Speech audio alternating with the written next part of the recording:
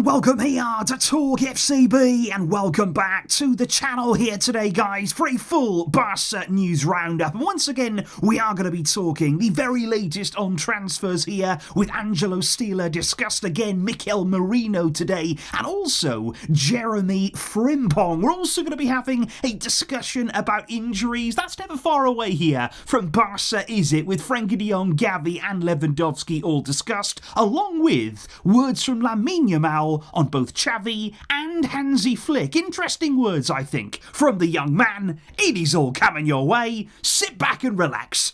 Let's do this. But I do want to start, first of all, guys, by talking about the man himself, Hansi Flick, the new coach of Barça, and right here today, he arrived at the club in Barcelona. He actually met there with Deco. The club have released there a video of the two of them together, and I think for me there, to see that sort of taking shape, it's really exciting to see that the work now, it is officially underway. There's lots of hard work, lots of big discussions that need to be happening this summer, but now it is all ready to get started, and I cannot wait for it. I really can't. And you can make absolutely sure there that today, between Deco and Hansi Flick, transfers will have been discussed in some detail. Lots of names would have been gone over between the two of them. Lots of potential targets that we're now hearing lots about in the media. And I just want to talk a bit more here on Angelo Stiller. We discussed him in yesterday's video in a bit of detail, and we talked about what would his price tag be, what kind of amount there would Stuttgart command for him this summer. And what we're hearing from the German media right now is around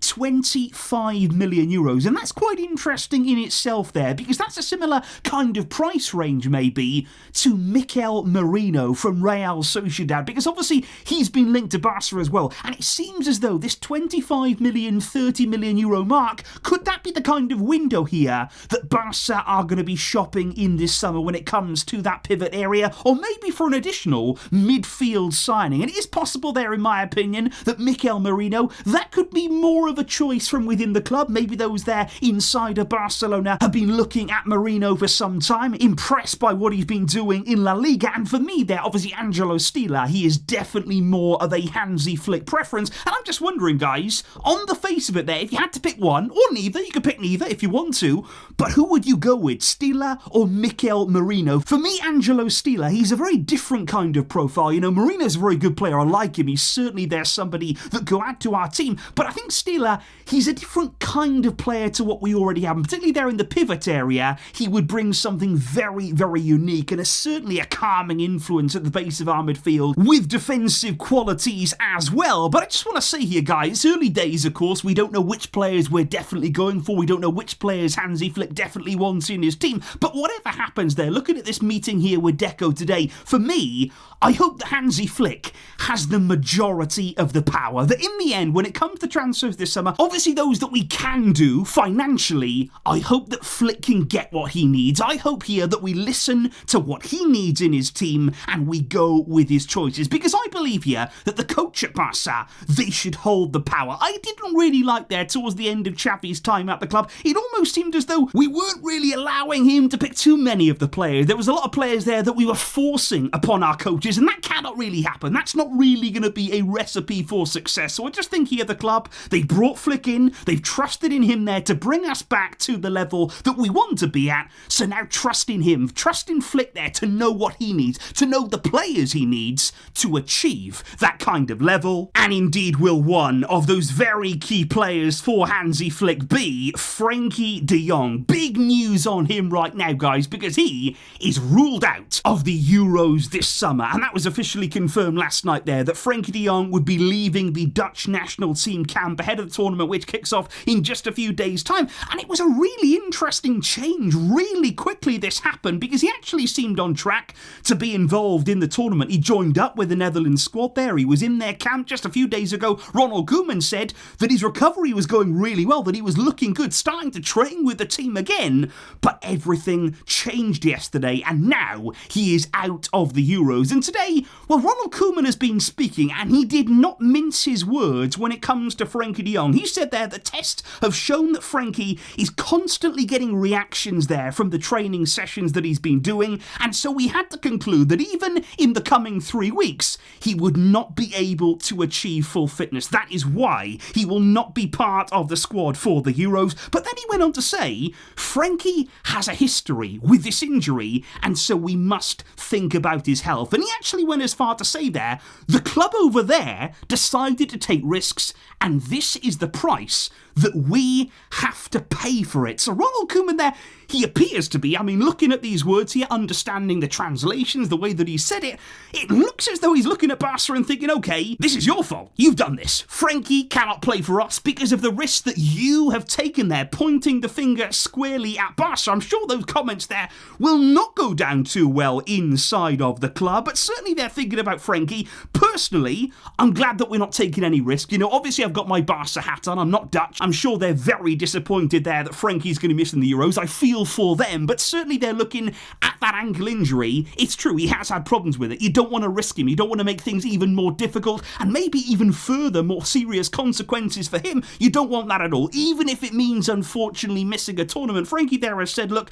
I'm sad and disappointed that I won't be there at the Euros. So we tried everything. We really tried everything to make it possible, but my ankle needs more time. It was a dream and my biggest honour to represent the country, but now I will be supporting from home. So I think there with Frenkie, in the end, it's the right decision. It's a tough one, but that ankle problem, we've seen it several times now, reoccurring injuries. There is a problem there, and we cannot take any risks at all, especially with the new season not all that far away. Because, of course, guys, another player that will not be at the Euros this summer, unfortunately, it is Gavi. He was injured, of course, way back in 2023 in November with Spain, had that ACL and meniscus injury, really serious one. And it was really good, actually, I feel, that when he underwent surgery, it was immediately decided then he's not playing the Euros. He will not be involved in that tournament, because what that meant was we were never rushing him there. Spain were never rushing. It was the right decision. You cannot there rush these kinds of recoveries. You can't rush these kinds of injury problems, because as we've seen also in the past, you can get some very damaging consequences, complications after that surgery. The latest on him is the recovery is going well. We're all very eager, very excited to see him back, but it might not actually be right at the start of next season. Obviously, he's going to be there looking to be involved in pre-season in some way, working his way slowly back into training, but apparently there he won't actually return fully until maybe October time. That's the month that we are being given right now, October for Gavi, and that again is not rushing him, taking no risk, making sure that very serious injury has fully gotten over, and that'll be nearly a year out then, a year that we've had without this young man. It's cruel. It really does hurt, but I cannot wait to see him back, and hopefully October, that is the month that we are looking at. And then there's Robert Lewandowski, because unfortunately he has suffered there a torn biceps femoris muscle, and that happened actually yesterday night as well. It was all going on last night there with players suffering ahead of the Euros, and he will now actually miss Poland's opening game, which is against the Netherlands. So as you can see here, lots of injuries, and I do wonder here, just looking from the outside, is this because players are playing more and more games? So at the time we get to these summer tournaments, they've had so many matches, so many injuries, so much fatigue they're building up, and now we are already seeing injuries before the tournament has even started. And the Polish FA right now say they are doing everything in their power to make sure that Lewandowski will be ready for their second group stage match. They of course need him. He is a leader in their team, but let's wait and see now how Robert Lewandowski recovers. But let's talk about one man that will certainly be there for Spain. That is Lamine Yamal. Like I say, for me, he's got the potential to be one of the absolute stars, one of the brightest players from these European Championships. And he's been speaking there to Mundo Deportivo. I said that you can get these kinds of interviews ahead of these big international tournaments. You do get some interesting quotes coming out. And Yamal was asked there, what did you make of Xavi's exit from the club? And I think he gave a very honest answer there, because he said it was all very strange, even inside of the club. He said at first Xavi was leaving, and then he ended up staying. It was weird. He said the way that everything played out, because we saw the same thing that you see too, he said, but obviously I'm very sad because he was the first coach at the elite level that I had, but these are things that happen in football there. So even Yamal admitting that inside of the club, even the players, they thought everything, the way that it all transpired was very, very strange. But he did go on to talk about Hansi Flick, and Yamal clearly said there, he's got an offensive game. He likes to play a direct style of play, quite direct there, and I am really excited about that. And I thought that was interesting there, that quite openly, Yamal is looking forward to Hansi Flick, and not just about him as a person, but the style of play, which may end up suiting him even more. He's somebody who can be explosive, somebody there that can really look to exploit teams and look for the spaces. Hansi Flick is all about that high intense, quick football, direct at times as well, and Yamal could very much enjoy that. And what about Nico? Could he be joining Nico Williams there at Barça? Would Yamal like to be alongside him? And Yamal said,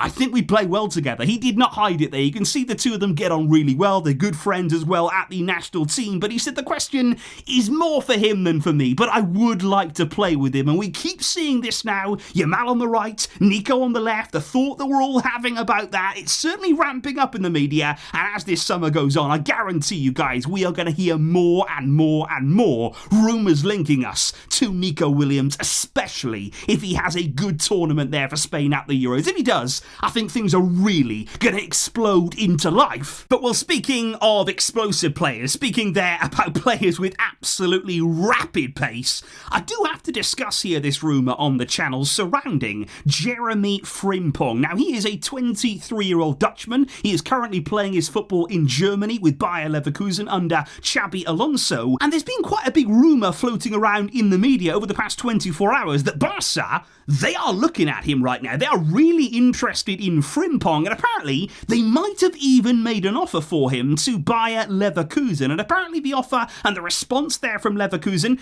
hasn't been too bad. They would even maybe be open to adding players in the deal there from Barca's side, and one of those mentioned is Ansu Fati. But is this a deal that we could be entering into? Is this a player that would suit the kind of football that we are looking to play under Hansi Flick? Because let me just say, guys, that honestly, when I heard the links here to Frimpong, my initial reaction was, wow, that's interesting. That is a really exciting rumour there, because genuinely, at Leverkusen this season, he has been unbelievable. One of the best in the world, I would say, on that right side, especially with Grimaldo over on the other side, by the way. The two of them on either side, absolutely wonderful. They have been a driving force behind that brilliant Leverkusen side under Alonso.